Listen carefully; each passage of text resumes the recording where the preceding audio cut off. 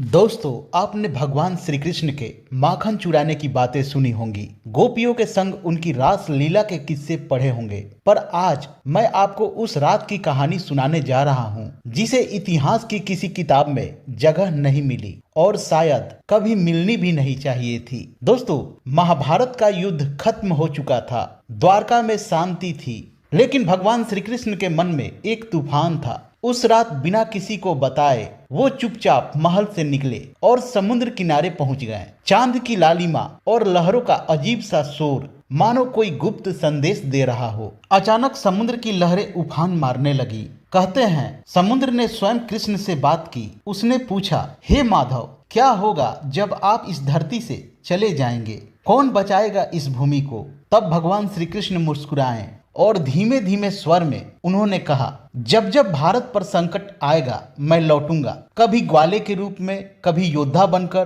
तो कभी साधारण इंसान की तरह, लेकिन लोग मुझे पहचान नहीं पाएंगे। दोस्तों, उस वचन का गवाह सिर्फ समुद्र था और वो रात का लाल चांद। पर द्वारका का एक बूढ़ा मछुआरा कसम खाकर कहता है कि उसने भगवान श्री कृष्ण को लहरों पर चलते हुए देखा। उनकी आंखों में पूरा ब्रह्मांड घूम रहा था और फिर वो अचानक लहरों में विलीन हो गए। दोस्तों, आज भी जब भारत पर संकट आता है, कहीं न कहीं कोई अनजान व्यक्ति अपने कर्म और साहस से उसी वचन को निभाता है। वो भगवान श्री कृष्ण हो सकते हैं, पर हम उन्हें पहचान नहीं पाते। तो दोस्तों, अगर आपको लगता है कि भगवान श्री कृष्ण आज भी अपने इस वचन को निभा रहे हैं, तो इस कहानी को लाइक और शेयर कीजिए और ऐसे ही रहस्यों को जानने के लिए सब्सक्राइब जरूर कर लीजिए, क्योंकि आने वाली कहानी शायद और भी आपको चौंका दे।